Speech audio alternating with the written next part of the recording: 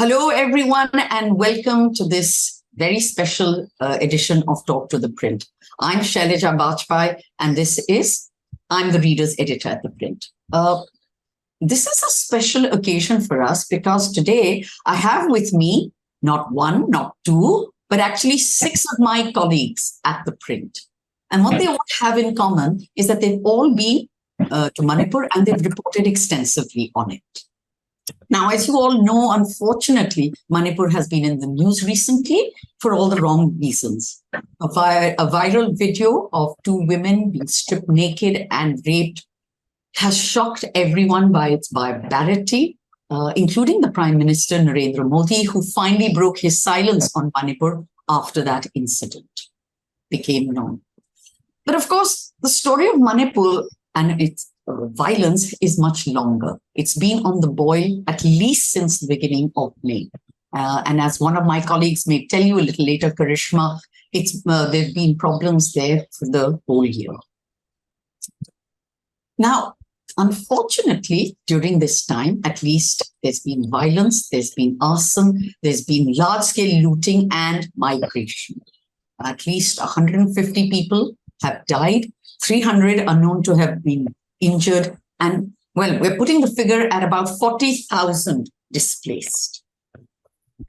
For reasons we can't quite understand, most of the media has ignored the story of Manipur. But I'm very happy to say that's not true of The Print. From the time the first clashes began, I think on May the 4th, and I'll be corrected by my colleagues if I've made a mistake, when first clashes broke out between the Metis and the Cookies, The Print has been on the ground, with reporter after reporter, with photographers in the state reporting extensively on what's been going on.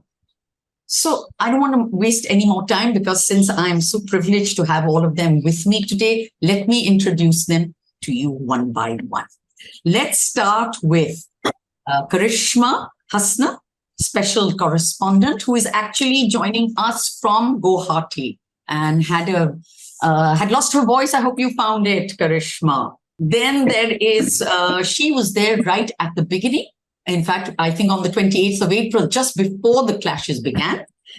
She was then followed by Deputy Editor Moushumi Das Gupta, who was there at the height of the violence during the early part of May. We then have Senior Assistant Editor Sonal Matharu, who has been several times, in fact, to Manipur. And in fact, it was Sonal's story published, I think, on July the 12th, that broke the silence on the rapes in Manipur. And that came before, actually, the viral video. So, you know, The Print has played an important role in that respect. We also have with us, and I'm very happy, from Imphal, in fact, at the moment, Associate Editor Ananya Bhardwaj, and senior photojournalist Suraj Singh Bisht. And last but never the least, Praveen Jain, national photo editor, who's also been there several times and is joining us from Delhi. A very, very warm welcome to all of you. Thank you for joining me, all of you. Ananya, if I may come to you first, since you and Suraj are there. Tell us, first of all, how good is the internet connection now that it has been partially restored? And two, is there a significant change in the mood of people after recent events after this video came out? Just give us some kind of feel what it's like to be there now. Hi. As far as the internet is concerned, we were very happy that we were able to connect to the Zoom link. And in fact, Suraj and I were thinking that the internet may not be that good that we'll be able to connect, but we were happy that we could, find a spot at the media center here at the DIPR where the internet is till now functioning fine. So we really hope to finish this session. So as far as the mood is concerned, Shailaja, the law and order situation still remains tense.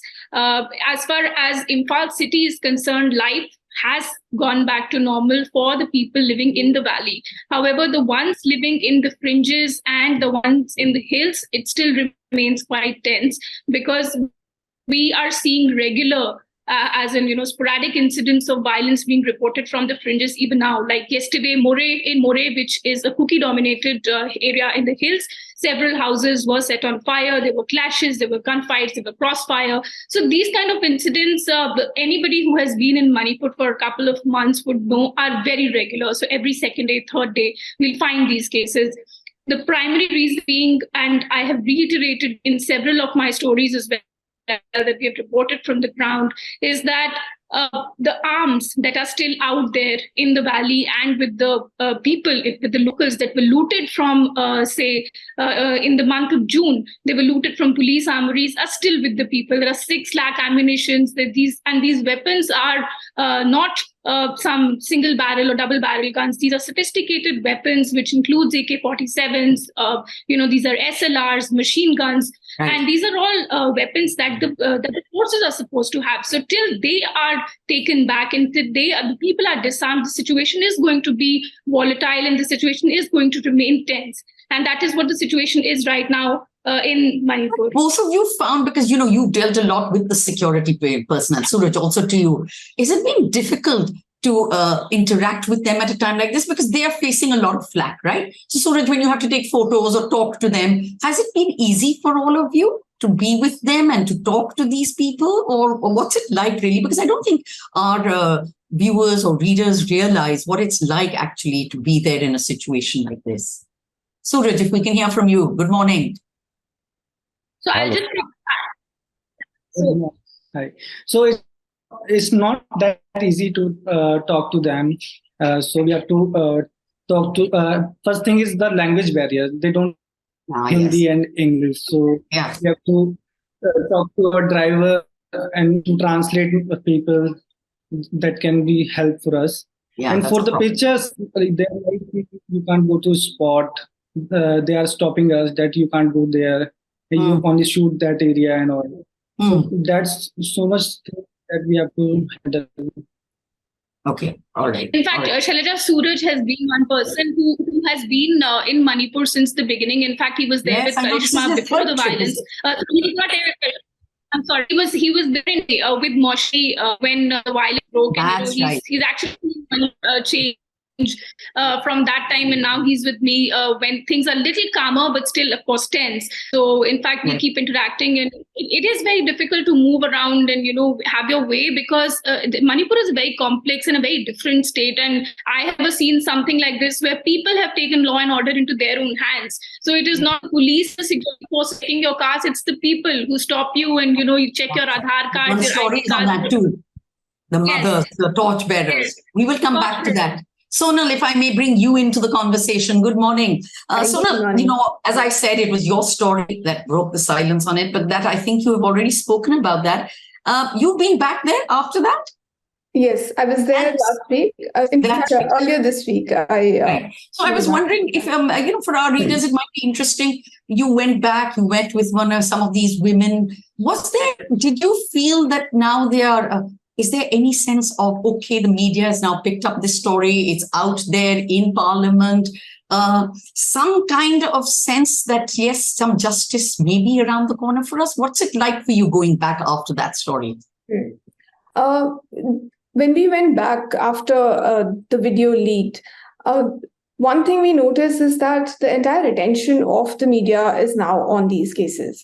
So instead of, kind of taking the cases forward, there was this mad rush to find the victims. And, all the media was like, oh, where are these women? And, even for us, when we were there, it took us a very, very long, hard time to find these women. And when we found them, to reach out to them and to convince them that they must talk to us about what happened. In fact, you had spoken to one of the victims, right? I've spoken to 2 of the victims, right? I'm sorry, 2. I mentioned 6 victims in my story on the 7th of May, and then I had 2, but I had also spoken to family members and the caregivers of the other victims.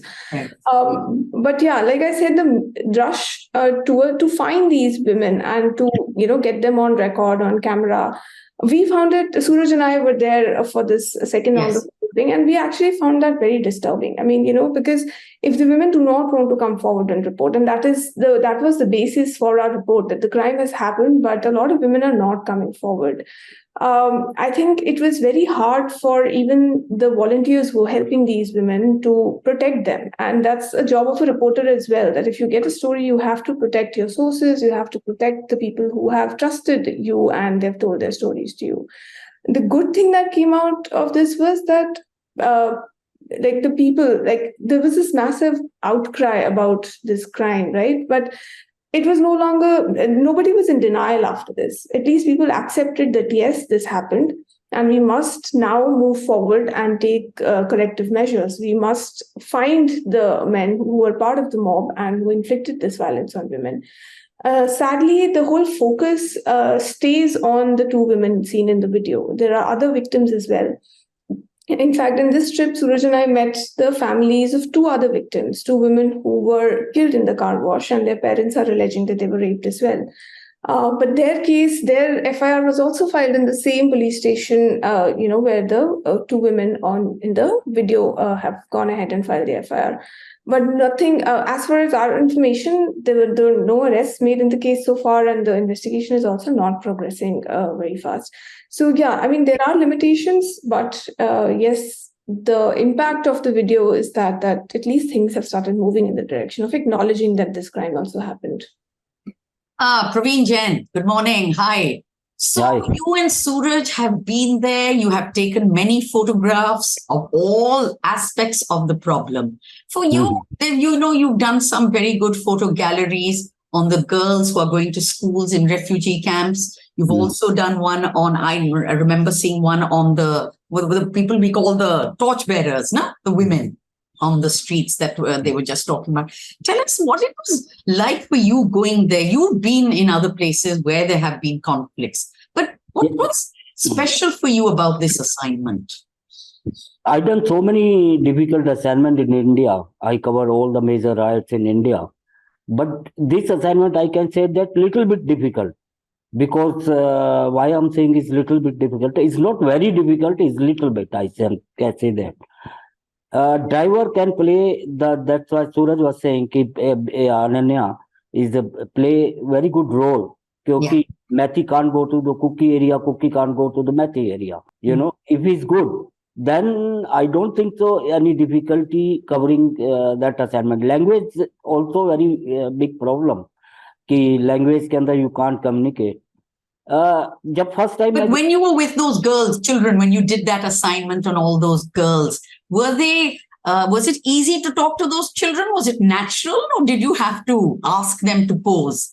नहीं, I'm just coming to the point कि क्या पहली और दूसरी बार जब मैं मणिपुर गया, trouble was not there in the covering the election. I never thought कि ये मैथी है, ये कुकी है, या वो है, and कोई इशू भी नहीं था इलेक्शन टाइम पे भी, और मैंने कभी सोचा भी नहीं था कि दो कम्युनिटी यहाँ पर ऐसे फाइट होगा कभी. आई नेवर थॉट कि मैथी कुकी मैथी. तो ये तो जब ट्रबल शुरू हुआ तो तब पता लगा कि अच्छा ये मैथी हैं, ये कुकी हैं. और I can say one thing, क्योंकि मैंने इतने कश्मीर में अनन्या के साथ इतना मैंने घूमा हूँ और काफी डिफिकल्ट असाइनमेंट मैंने की है. एक चीज देख करके मेरे को बहुत अच्छा लगा, वो आई कैन से दैट चाहे मैथी हो, कुकी हो, नागा हो, मैंने इतने नेशनल फ्लैग कभी नहीं देखे ट्रबल एरिया में. Everybody is carrying national flag, चाहे मैथी हो चाहे कुकी हो. ये काफी जोश भरा था. Give me very good strength कि आई इन इंडिया. क्योंकि ट्रबल एरिया में जब जाते हैं तो है ना, मैंने नेशनल फ्लैग कभी नहीं देखते, पत्थर होते हैं उनके हाथ में और लाठी या कुछ भी होता है. बट मैंने देखा कुकी एरिया में जाओ, वहां पर lots of they are not anti national, Meitei हो कुकी हो, they love India. That's a good point. They love India, and so many trouble area में इतने national flag, Ananya can say इतने फ्लैग शायद हमने कभी नहीं देखे.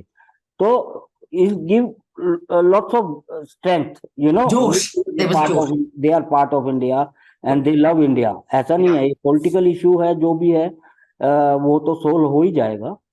तो even मैथी और cookie, both of them, if you explain them properly, they cooperate with the journalists, especially Delhi journalists, or Moushumi, hi. It's time now for you because we are going backwards from July. Now we're going back to May. Moushumi, you were there at the height of the troubles in May. And so I'm just wondering, I don't think readers or viewers are aware of how very difficult it was at the time because as we know, the internet was down, right? There was a ban on it.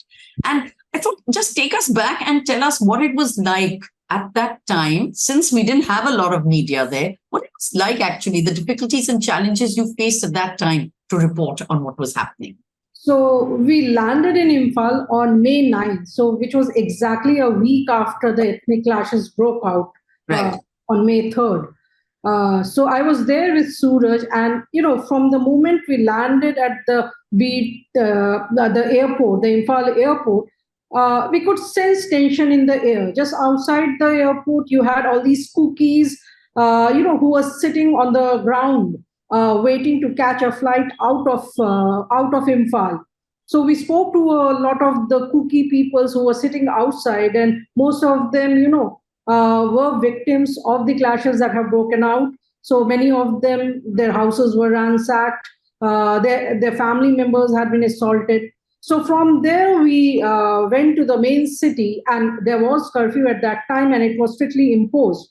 And you could sense the tension in the air. So right from the time we checked into the hotel, so all the hotels were closed. We managed to get into one hotel, and so from then on, moving in the city, because we had a local driver, we went around. So we went to some of the relief camps there, and spoke to the people there. Also, we interacted with a lot of government officials. So the divide between the two communities had started from that time onwards. We visited the Imphal Secretariat, the heart of the administration, and we were surprised that in the entire Secretariat there were no cookie officials across levels, be it IS, be it PCS, be it junior staff. Nobody. The cookies had they had left Imphal by then. So we were talking to the senior officials, including the Home Secretary there, and they said that they had gone on leave because they fear that they fear for their their safety and their family's safety. You did a story, right? On how the bureaucracy is so divided and that you've never experienced. We did a story, and it's not about the civil administration, even the police administration. In fact, Ananya also did a story, a month down the line, how the situation is there. But there has not been much change, Ananya wrote in her story. So even in the police administration, and which was a sad part, that, a bureaucrat or a police, they don't go by, communities, ethnicity. So even in the police, the divide was so stark. Though, most of the cookie officials, the top officials, the DGP, the additional DGP, they stayed put. But, they couldn't do much. I think it's a good time to bring in Karishma. Hi, Karishma. How's that voice? Is it fine? I'm good. Thank you. Okay. So I think Moushumi has actually led us to you by saying that these troubles are not new. You wrote, as I think early as in February, saying that all of this was brewing. Just take us through that. You've been in the Northeast. You've been reporting on the Northeast. Have you seen anything like this in the Northeast earlier, reported on it? And a little bit about what was going on at the time and what you were already seeing the tea leaves. Right. So as you rightly said, May 3 was not a day of violence that suddenly erupted overnight. The ethnic strains were there, inherent, since a long time, since the beginning of this year. We first reported in February when ethnic strains were noticed. But at that time, the anger was not directed towards a particular community. And we were careful not to mention or pit one community against the other, because the inherent fear of the Métis were targeted against illegal immigrants from Myanmar, what they say. But in a way, the Kuki community felt that the discrimination was targeting the entire community and not just the immigrant population. The chief minister has been vociferous in his tweets and his speeches. So the ethnic strains were there. But when I talked to Kukis, the Kukis they had vented their anger not against the Métis in particular, but against the government. So this snowballing into a conflict between the Métis and the Kukis was not expected. Of course, as you said, conflict is not something new in Northeast. In 2014, I was reporting about the Assam conflict, but then I was not a full-fledged correspondent to be part or to be close to the populations. This, in terms of perspective, in terms of magnitude, is entirely different.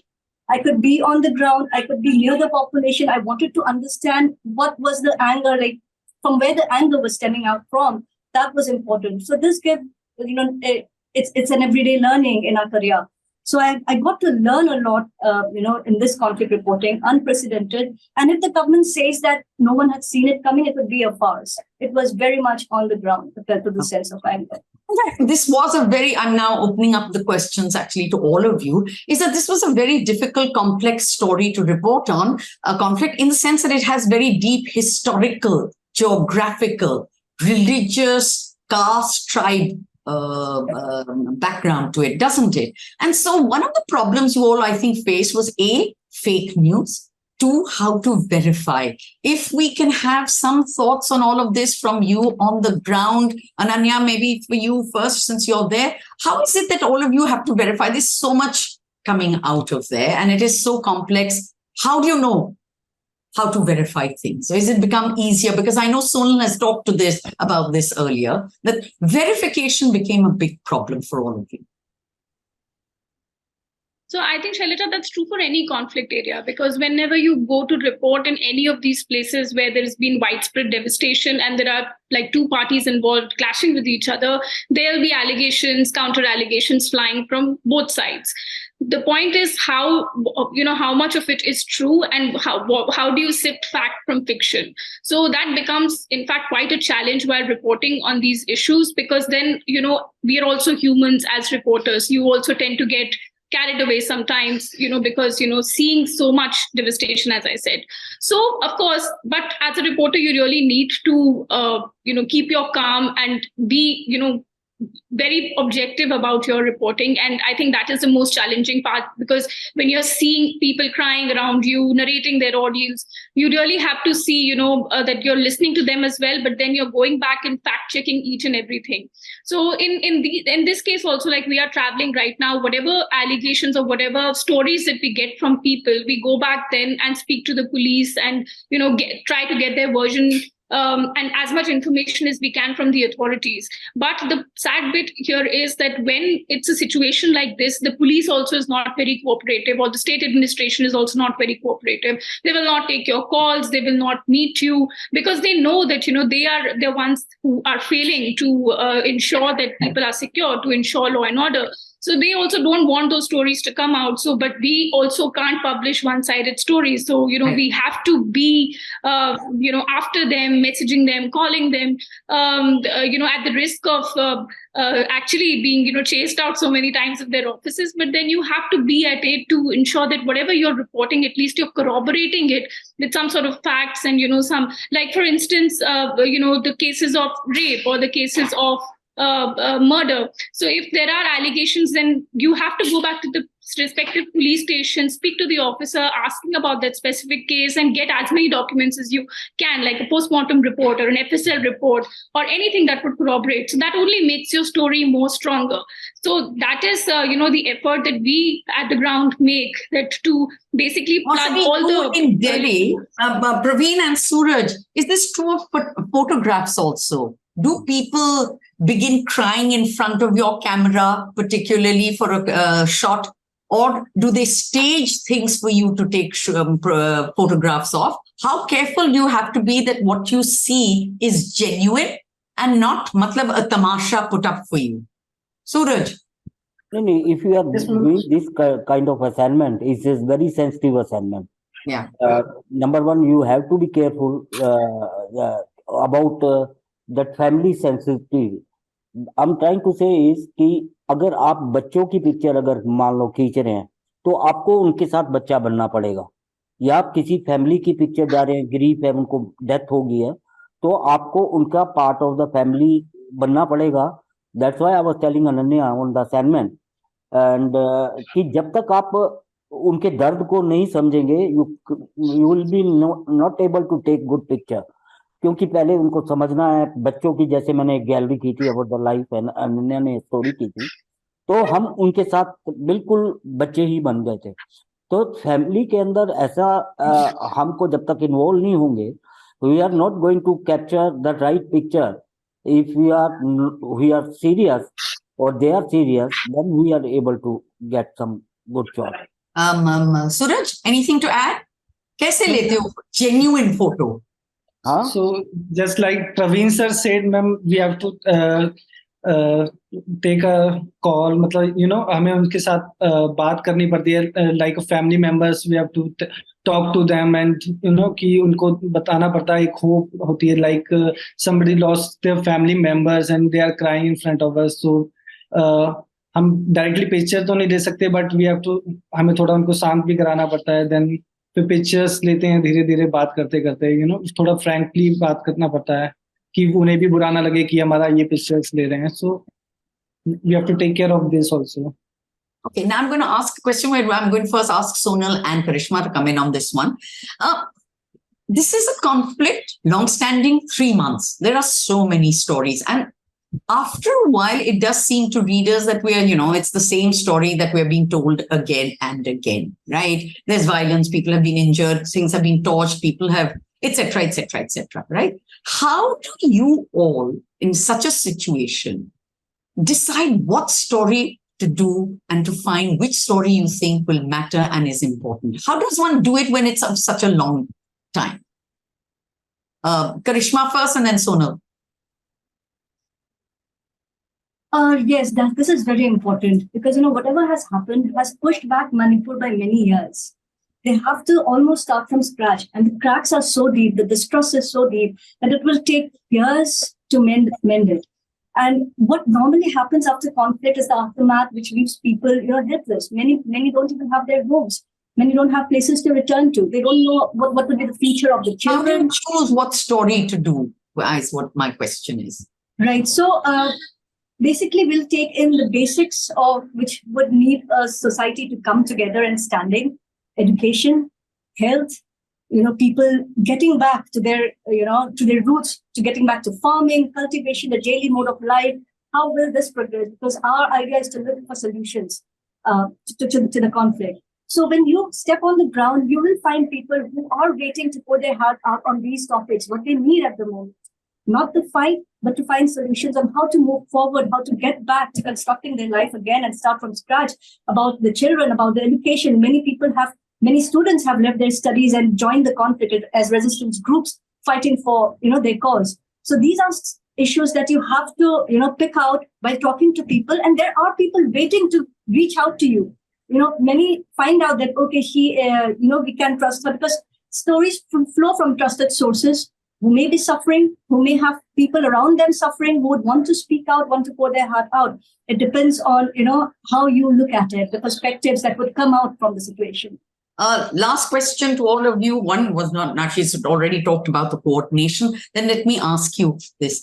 How challenging was it there for all of you also as human beings, not simply as reporters, but you go out there, you have to live there. I don't know how many of you have ever eaten that kind of food before on a regular basis. Just give us a personal kind of feeling of it. Let's begin with Moushumi, you first. Personal kind of anecdotal.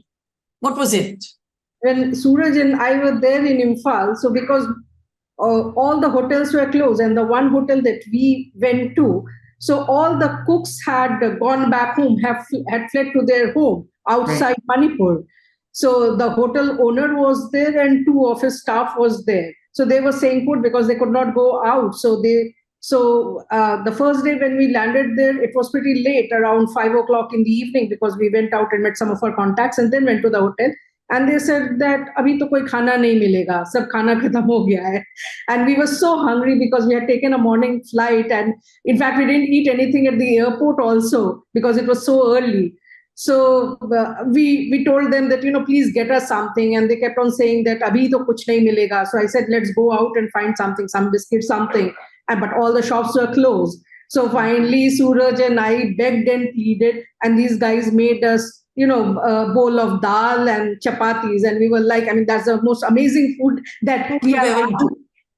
we have had. So yeah, that's the kind of small things, but that's the kind of problem you face when you go in a conflict areas. Also, the other problem that we faced was internet was not there back then in Imphal also, except in the media center where the connectivity is really, really slow, and the secretariat. So you hardly have internet anywhere. So every day we had to come up with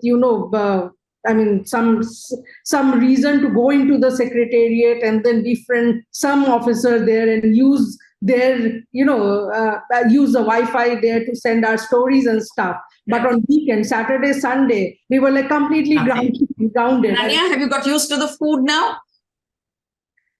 So let me tell you, I'm a hardcore Punjabi who has parathas for breakfast. So to have rice for all meals was kind of challenging. Suraj, तुम्हारे लिए what was it like? What's it been? तुम तो इतने बार गए हो. Yes, ma'am. अब थोड़ी अब used to हो गए हैं थोड़ा इन चीजों से कि ये है तो यही खा लेते हैं कि एक ही टाइम मिलेगा. हाँ, एक ही टाइम मिलेगा. अभी बाहर रहना है तो शाम को ही खाएंगे. Anything else, Sonal? Any other, not only food, anything that you remember personally that has been important to you?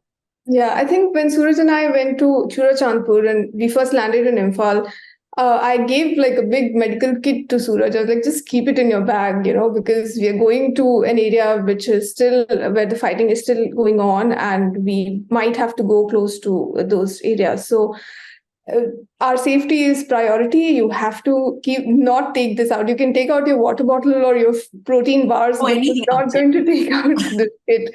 So yes, and plus we did not have bulletproof jackets, and we didn't have any protective gear. So it was very risky, and we could see the gunfight. We could hear the gunfight. We could see the villages burning, and we decided to stop at one point and not go any closer. But yes, safety is, I think for us, it was the most important thing. And in fact, for all the reporters, I'm sure our safety is priority. And we have to also go prepared. This also teaches us to, how to go prepared for the next. Praveen, coach, personal memory? Yeah. I think Praveen sir, you should are different than everyone because we are not going for picnic. We are going to the trouble area, number one. Food is not my priority. Whatever it is, I put always lots of water inside the car or biscuit or fruit, whatever it is. My priority is not food. Ananya knows, I think, better. And my priority is to take good picture. This is my food. Okay. All right, what can I say? But thank you very, very much. It's been wonderful to have all of you with us today. And I'm sure our viewers and our readers will be also very interested. Thank you, all of you, very much. Thank you, Moushumi, Ananya, Suraj, Praveen, Sonal, and Karishma for joining us. Bye-bye.